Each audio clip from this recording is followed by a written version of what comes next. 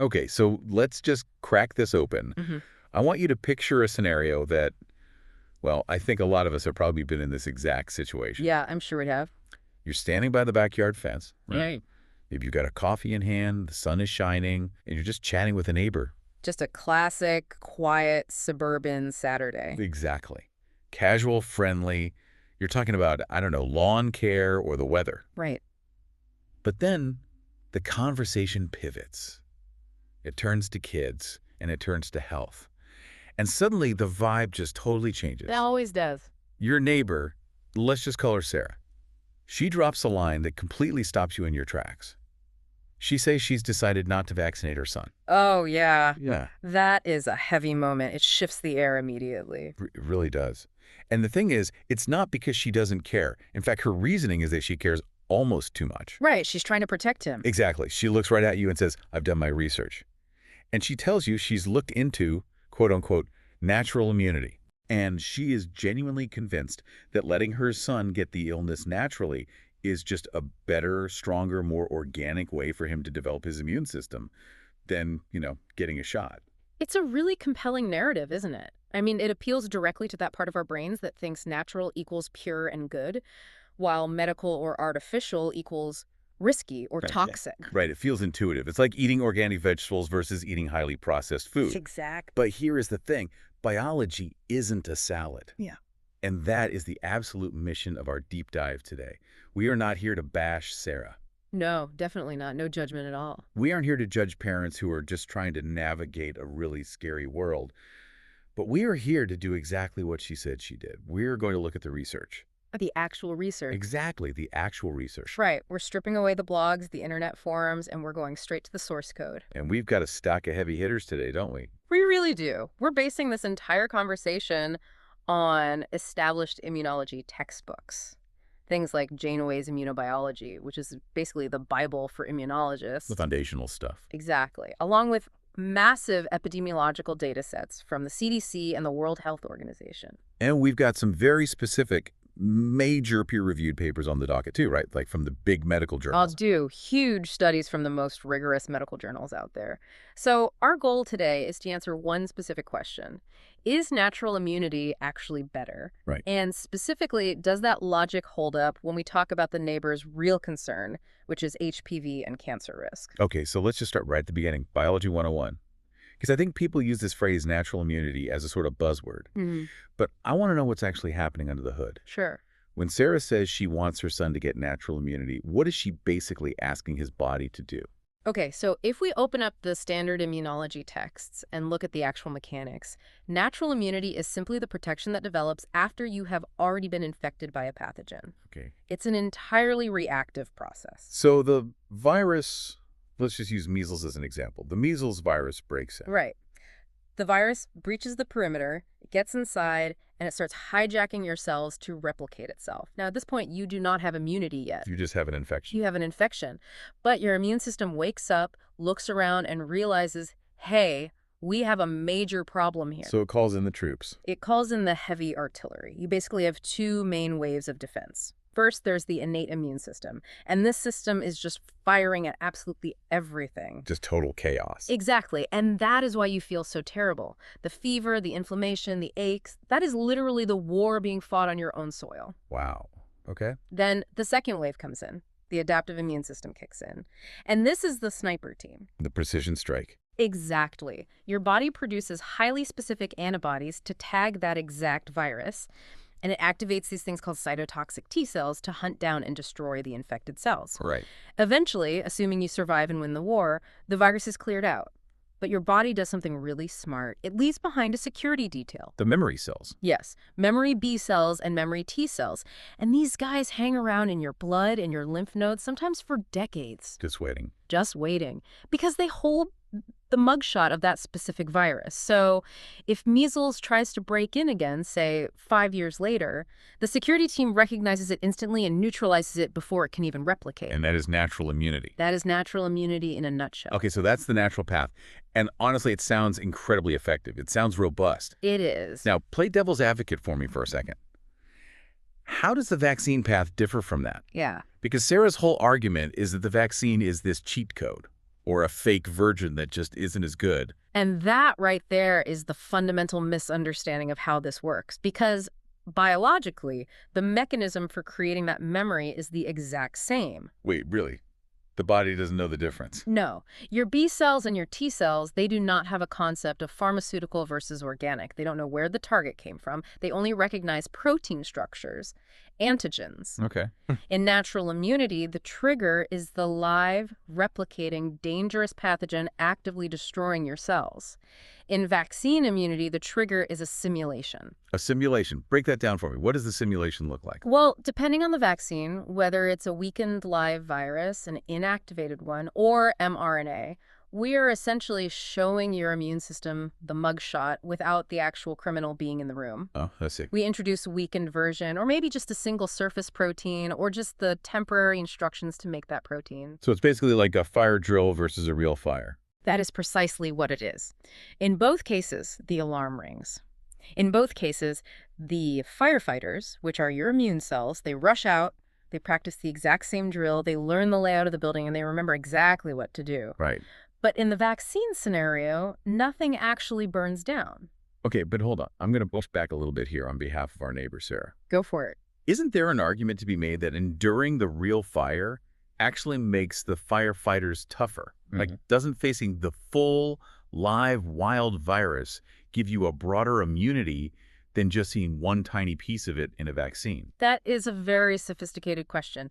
And technically, yes, sometimes a natural infection does create a broader response because your body is seeing the entire virus, not just one specific protein. Right, so Sarah has a point there. She does, but, Right. and this is a massive, but immunologists will tell you that this extra broadness is often completely irrelevant as long as the specific target we use in the vaccine is the right one. Meaning, we don't really need to memorize the whole virus. Yeah. We just need to know its weak spot. Exactly. Modern vaccines are specifically designed to target the absolute Achilles heel of the virus. So you're getting a highly specialized, highly efficient training session versus a chaotic, destructive brawl. Okay. So biologically speaking, the destination actual immunity is effectively the exact same. Yes. The outcome regarding immune memory is completely comparable. The difference is the journey. Natural immunity requires you to survive the disease first. Which brings us to the risk part of the equation. Because Sarah isn't just talking about biology. She's talking about safety. She genuinely thinks the natural journey is safer than the artificial one. And this is where we have to shift away from textbook immunology and look at the hard epidemiological data. The question we should be asking isn't, does natural immunity work? We know it works. If you survive measles, you're generally immune for life. Right. The real question is, what is the price of admission? The entry fee. The entry fee, right. And when you look at the actual numbers from the CDC and major studies regarding something like measles, that entry fee is shockingly high. Let's unpack measles specifically. Because I feel like we have had vaccines for so long in this country that we've completely forgotten what that disease actually does. Yeah. I think a lot of people just picture a mild rash and a fever. We totally do. We have this kind of Brady Bunch syndrome about it. Like getting measles is just a quirky sitcom plot point where the kids get to stay home from school. Exactly. But the data paints a very, very different picture. If you choose the natural route for your child with measles, statistically, here's the real risk.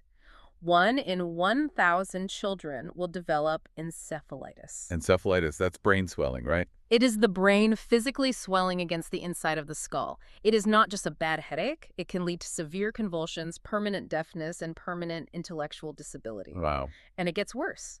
In high-income countries with great medical care, 1 to 3 out of every 1,000 children who get measles will die from it. Okay, stop there for a second. 1 in 1,000. I think sometimes our brains just sort of glaze over numbers like that. Yep. But if you picture a high school with 2,000 kids in it, and every single one of them got measles naturally, you're saying statistically 2 to 6 of those kids would be dead. Yes, 2 to 6 dead. And 2 more would likely have permanent brain damage. That is the statistical reality of acquiring natural immunity for measles. That is terrifying. Okay, so compare that directly to the vaccine risk. Yeah. Because Sarah is deeply worried about side effects. What is the reality of the vaccine? Let's look at the MMR vaccine. The risk of a severe allergic reaction anaphylaxis is about 1 in a million doses, and that is an acute reaction that is immediately treatable right there in the clinic. So we are literally trading a 1 in 1,000 chance of brain damage or death for a 1 in a million chance of a treatable allergic reaction. That is the trade. That's the math. And while we're on the topic, we have to address the other elephant in the room. Yeah. Because Sarah definitely has this in the back of her mind: autism. Right. Is there absolutely any lingering doubt in the scientific community about that? None. Zero. The sources we're looking at today include massive cohort studies. We're talking about studies tracking over 650,000 children. That's huge. It's exhaustive. And they found absolutely no evidence whatsoever of a link between vaccines and autism.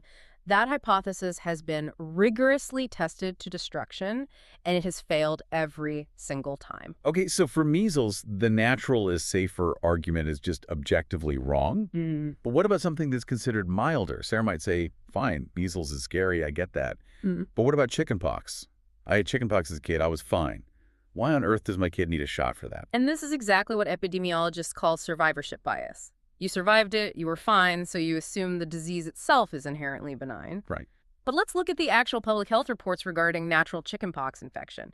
Before the vaccine, hospitalization occurred in 2 to 3 out of every 1,000 cases. Wait, really? That's actually a higher rate than the measles death rate. It is. And it's not just from itching too much. We are talking about severe secondary bacterial infections like staph or strep entering those open sores and getting into the bloodstream. Oh, wow. We're talking about pneumonia. We're talking about cerebellar ataxia, which is a scary condition where you temporarily lose your balance and coordination. So again, choosing the natural path implies actively accepting a hospitalization risk of about 3 in 1,000 for your kid. And what about the vaccine? Severe adverse events from the chickenpox vaccine are exceedingly rare, and since the vaccine was introduced, deaths from chickenpox have practically vanished in vaccinated populations. So if we're keeping score here, natural immunity works, but the cost is incredibly high. Vaccine immunity works, and the cost is effectively zero. Exactly. You are paying a massive, dangerous entry fee, literally risking your child's life or brain function to get a product that is available for free with a safety seal right next door. Okay, now I want to pivot because we need to get to the part of the neighbor's argument that I found the most fascinating and honestly the most alarming. She specifically mentioned HPV. Yes, this is the critical transition in this whole discussion because up until now, with measles and chickenpox, we've essentially been saying natural immunity works, it's just really dangerous to acquire it. Right. But with HPV, we have to completely flip the table. Why? Did natural immunity just not work for HPV? In a lot of cases, no, it doesn't. With HPV, the natural is better argument completely disintegrates. It's not just more dangerous, it is biologically inferior. Walk me through this, because HPV is everywhere, right? Isn't it super common? It is extremely common. Most people will encounter it at some point in their lives. And Mhm. yes, very often the body clears it up. But certain high-risk types, specifically HPV-16 and HPV-18, those are the ones that can persist. Okay. And persistent infection is exactly what leads to cancer decades later. Cervical cancer, anal cancer, throat cancer. So Sarah's thinking, okay, if my son gets HPV naturally, his body will just fight it off, he'll build those memory cells we talked about, and he's good for life. And she's betting on a losing horse. Research into this reveals something really surprising. Natural HPV infection often produces a very weak, highly inconsistent antibody response. Wait, why? I thought we just established the immune system was this amazing security team. Why does it miss HPV? This is the core insight right here. It is all about location. Most viruses, like the flu or measles, they get into your bloodstream, they go systemic. Right. The alarm bells ring in the entire building. Everyone knows there's an intruder. But HPV is different. It is a stealth virus. The stealth virus. Yes, it lives strictly in the mucosal layers, the surface cells of the cervix or the throat. It actively avoids the deep tissues where the immune system patrols the most heavily. It basically hides out in the lobby and never enters the main security zone. So the body doesn't even know it's under attack. It barely notices it at all. Because there's no big inflammation, there's no virus in the blood, the immune system simply doesn't mount a strong defense. That's wild. Studies show that after a natural HPV infection, antibody levels are often very low. Sometimes they're so low that they can't even prevent you from getting infected by the exact same strain again. Wow. So you can get it, you can suffer through the persistent risk, recover, and you still might not actually be immune. Exactly. Natural immunity is completely unreliable here. Now, compare that to what happens with the vaccine. The shot goes right into the arm, right? Into the muscle. Correct.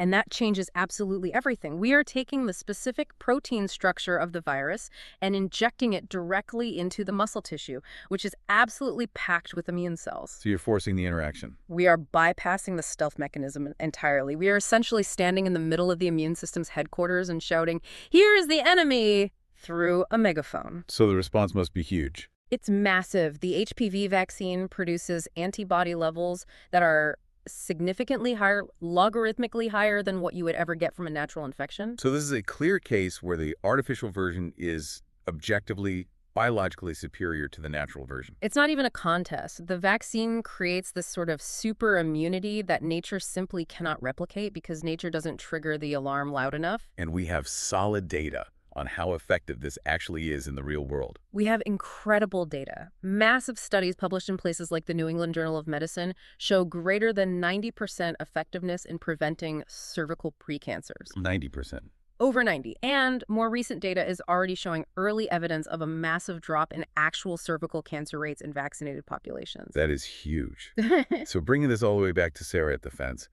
With measles, she's risking her son's immediate safety to get immunity. But with HPV, she's risking cancer for what? For nothing. She's risking cancer for a natural immunity that might not even exist. And that's the part that is so scary to me. Yeah. To get natural immunity to HPV, you have to be infected with HPV. Yeah. But being infected with HPV is the only thing that actually causes the cancer. You nailed it. You cannot get the immunity naturally without introducing the carcinogen. Right. The vaccine allows you to get superior protection without ever allowing the cancer-causing agent into your body in the first place. That really feels like the mic drop moment for this whole debate. It really is. The logic of natural immunity just completely collapses when you look at HPV. So let's try to synthesize all of this for everyone listening. We've covered a lot of ground today. Biology, safety stats, the stealth nature of HPV.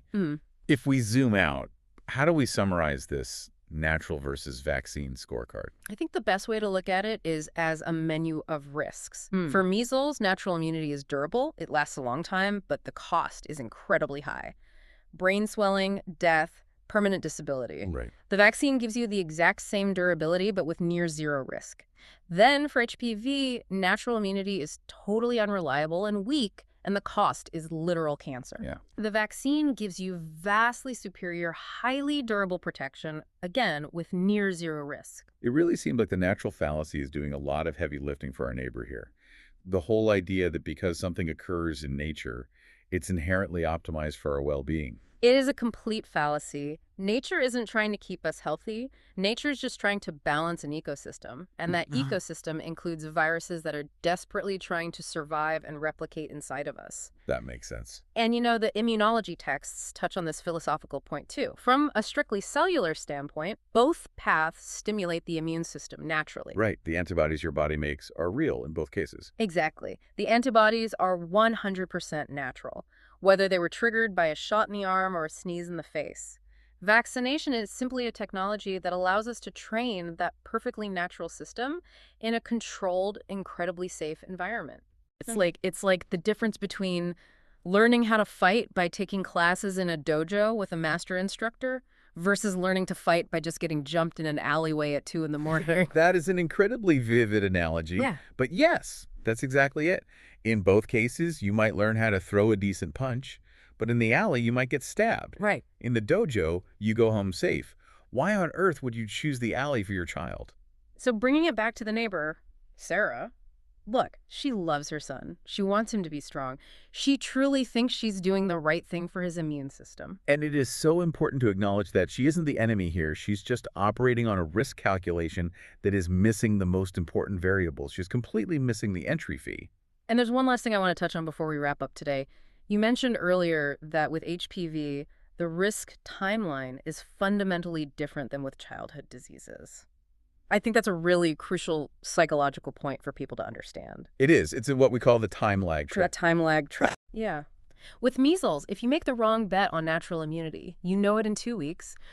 Your kid is incredibly sick. Maybe they're in the hospital. The feedback loop is extremely fast. You see the consequence of the risk immediately. But with HPV, With HPV, The cancer doesn't appear for 20 or 30 years. So you are basically making a gamble today, Yeah. but you don't even see the losing ticket until your child is a full-grown adult. Exactly. Since there is absolutely no way to predict which natural infections will clear up on their own and which ones will silently persist and become malignant decades later, relying on natural immunity is a massive gamble. Yeah. And it's a gamble with a timeline that is just too long for human beings to properly perceive the danger. You think you won. Sarah will think, see, he didn't get the shot and he's perfectly fine. But the clock is ticking. The clock is ticking. And 30 years later, he receives a devastating diagnosis that could have been entirely prevented by a quick trip to the pharmacy when he was 12. That is the truly haunting part of the natural argument for HPV. It is a game of Russian roulette, where the gun doesn't go off until you've completely forgotten you even pulled the trigger. That is a very heavy thought to end on. But I think it is the necessary one. It's not about winning a debate with your neighbor over the fence. It's about actually understanding the stakes of the game you're playing. Share the data, not the judgment. That really has to be the goal. Well, this has been an incredibly eye-opening deep dive. I genuinely feel like I can actually articulate why the vaccine is better now, rather than just vaguely feeling like it should be. And that's exactly the power of digging into the source material. Thanks for joining us for this one, everyone. Take this info, mull it over, and maybe next time you're standing at the fence with a coffee, you'll have a few interesting science-backed facts to drop into the conversation. We'll see you next time.